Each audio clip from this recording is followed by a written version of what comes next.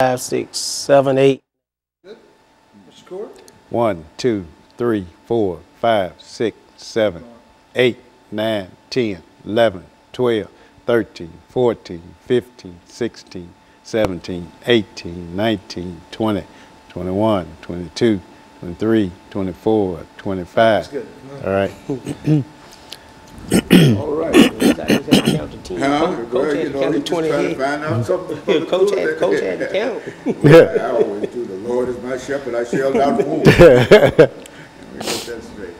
But then, yeah, this will be fast. We should this is the second of 5 that we have today, so we got to be out here by 2:30. I've got to be by 2:30. And so what we want to do during this first segment is talk about background, education, and experience. So say I'm Reverend Hayes, and I went to this and et cetera, about 2 or 3 minutes, summarize who you are. And then the same thing for you, Brother. Okay. And that'll give you an opportunity to talk about something that you know about. Right. So you don't have to say anything about it, you're saying it about yourself. Yes. And after that, we'll end that first 6-minute segment, and then we'll break for 2 minutes and come back with that 8-minute segment. And this is where we'll get into encouraging African-American youth. Some of the things that we have to do in order to encourage and make mention to the fact of all the killings and everything that's going wrong, et cetera, et cetera. Just sociologically, and what they need to do and what they are not doing, and et cetera. And then we'll come back after that 8-minute segment with that 10-minute segment and deal with young gentlemen. Okay. See, and both of y'all know how you want to run that, and some kind of things you want to say and talk about your meetings and what you're trying to do, and encouraging people to come out and et cetera. Okay? So that'll be it. Yeah. So now just watch me and don't move that chair, because when you move the chair, the camera follows you. Okay. So the camera follows.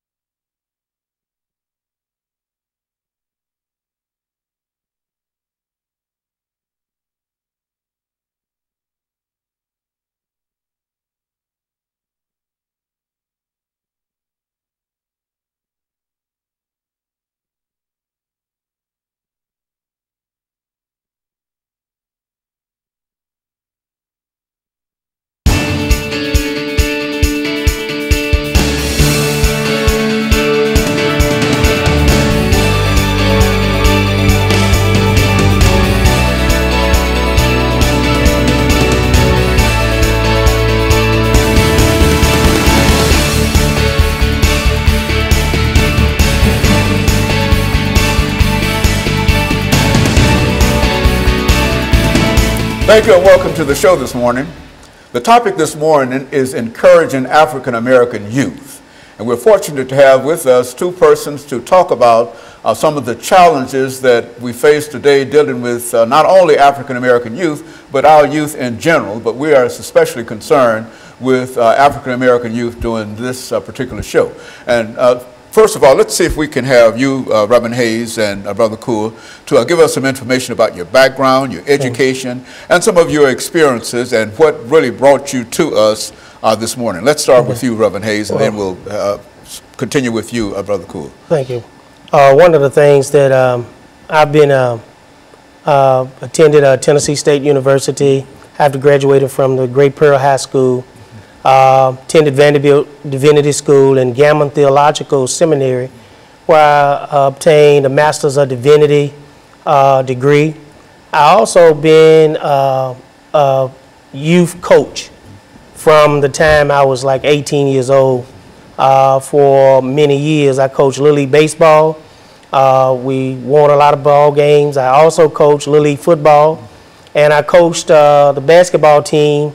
Youth at that time at Gordon Memorial Church. So I've been in coaching for a long time as far as youth was concerned. So I've been able to put back a little bit with a lot of youth. And so you're very familiar with some of the problems that we are talking about and some of the challenges that we have to face dealing with young people. Is that what we're saying? It is, because back when I was coaching, it was a little bit different. You could you know, be a little bit tougher on kids. Nowadays, it's more challenging because everything is kind of up in the air. Kids are not getting the same motivation and instructions that they used to get. And so now we have to kind of take a step back and go back and try to make sure that we are giving our youth opportunities to succeed in life. And Brother Cool, let's look at your background, your education, some of your experiences doing this particular segment. Well, Reverend Haney, I want to thank you for having me here today. My name is RCoure. I'm a native Nashvilleian. I attended the public high schools here in Nashville. Went on to get my undergraduate degree from Fisk University. Did graduate study at Tennessee State. Former teacher for 40 years in Metro Public High Schools. Was head football coach at East High School, head football coach at Whites Creek High School, and I coached various other sports. And I'm very concerned about our youth today, and so that's why I'm especially happy to be here to talk about some of the issues that's happening in our community. Okay, I'm married, have one son, and 2 lovely grandkids, and both of those kids attend Gower Elementary School. Very good. You know, Brother Hayes, I think that when we talk about the activities that the two of you have been involved in, these are activities that bring you almost in intimate contact with young people. Right. You see, not only African-American youth, but young people in general, especially talking about coaching young people, and et cetera. And so I think that within that context, we should have quite a bit of information in terms of what are some of the issues that these young people face today and how we might be able to deal with some of these issues. Because I think that being a football coach, a baseball coach, and Brother RCoure, you've been all kind of coaches for many years. And I think that you bring just a wealth of information and knowledge in terms of how to deal with these young people, what we call African American youth. But I think that we all understand that all youth essentially are the same. See, and the only reason we're talking about African American youth is simply because it appears that we have so many problems dealing with our young people. You know, you turn on the television set every morning to get the news, and you find that there's killing and et cetera. And so that's what we're trying to do today. Well, you know, there's various factors that fall into that situation where our youth is heading today, and maybe we can talk about some of those topics and help improve the young men in our communities. Very good. And what we're going to do, we're going to take our first commercial break, and then we come back with an 8-minute segment. And that will give us an opportunity to look down deep into some of the challenges that you have. I mean, some of the experiences that you've had on the playing field, in school, and et cetera, and perhaps use that as an example of how we might be able to sort of broadcast this information, knowing that nothing that we're going to say here is new.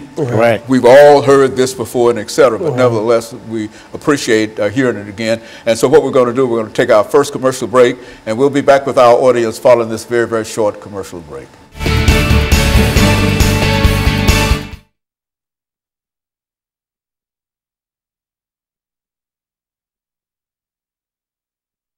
At 8 minutes, and we'll come back, and we're going to start with you, Brother Cool. Okay. And the purpose here is to talk about them. I mean, what did you do with them over at East? You know, I mean, yeah, you know the challenges. We don't have to tell you what you have to deal with. You see, and so and so then after he speaks for 2 or 3 minutes in reference to it, then Brother Hayes, you come back, and then we'll go back and let each of sort of feed off one another, and then we'll move toward that last segment, and then we'll talk about young gentlemen and et cetera. So I think that's a good way to deal with that. But basically, you know what to say about it. You know, some of the things that we have to do in order to encourage them and whatever. I think that's if we can start encouraging them to do right and go right, and et cetera, I think that's a good start. And so this will be a 8-minute segment. 8-minute segment here.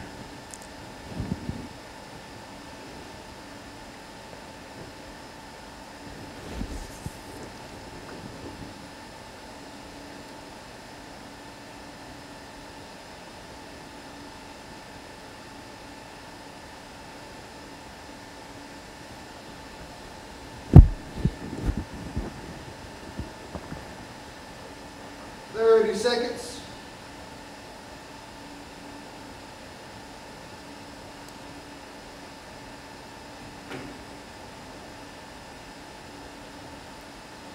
Stand by.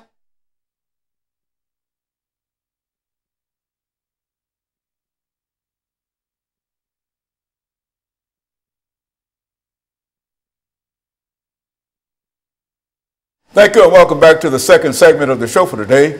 We're talking to Reverend Daniel Hayes and Brother Richard Coeur from John Wesley United Methodist Church, we might add, because I think that both of you play significant roles in terms of your church experiences dealing with these youth and their aspirations and et cetera. And so what we'd like to do now, Brother Coeur, is to have you to start us off by giving us some information in reference to what you have done over the many years in terms of dealing with young people and how you know, some of the things that you do. Well, first of all, I was a wellness teacher at East and Whites Creek High School, and we dealt with various type of topics about sexuality and dealing with conflict resolution and dealing with drugs and various other topics. And I've experienced firsthand how violence in our community, along with drug use, has contributed to where our young people are today. Now, there's a reason for this. Most of our students were on the low end of the socio-economical level, and a lot of times, you know, money can put people at ease, and lack of money will want people to go out and do things illegally in order to feel good about themselves. And this is one thing that I try to teach, is that we have to be productive citizens that will contribute to society, give back to society, and not just go out there and break laws, and even though you may disagree with some of the laws, but there's certain rules and regulations, excuse me, that we have to live by.